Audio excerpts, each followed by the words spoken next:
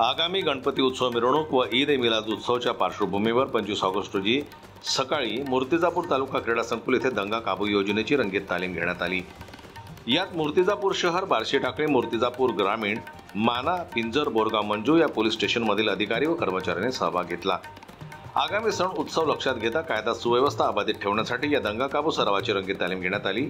सदर तालीम ही जिल्हा पोलीस अधीक्षक अर्चित चाणक यांच्या आदेशानुसार घेण्यात आलेल्या दंगा काबू योजनेमध्ये उपविभागीय पोलीस अधिकारी Vaishali Mule, RPI Jumnake, GPSI Chavan, police मुख्यालयाचे कवायत निदेशक, सहाय्यक पोलीस उपनिरीक्षक Rathod, police head constable Ashfaq Ingle इत्यादी उपस्थित होते। तर पोलीस स्टेशन मूर्तिजापूर शहर इथून 4 अधिकारी, 35 पोलीस अंमलदार, पोलीस स्टेशन मूर्तिजापूर ग्रामीण येथून 2 अधिकारी, 16 पोलीस अंमलदार, पोलीस स्टेशन माना येथून 2 अधिकारी, 15 पोलीस अंमलदार, पोलीस स्टेशन बोरगाव मंजू येथून 3 अधिकारी, 18 पोलीस अंमलदार, पोलीस स्टेशन पिंजर येथून 2 अधिकारी, 14 पोलीस अंमलदार, पोलीस स्टेशन बार्शी टाकळी येथून 3 अधिकारी, 16 पोलीस अंमलदार असे एकूण 16 अधिकारी व 114 पोलीस अंमलदार यांनी सहभाग नोंदवला।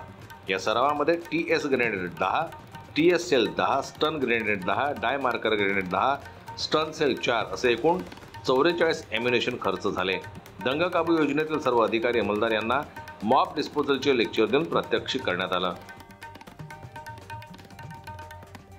जनमत लाईव्ह न्यूज करता अकोलाहून संजय ओमक यांची रिपोर्ट।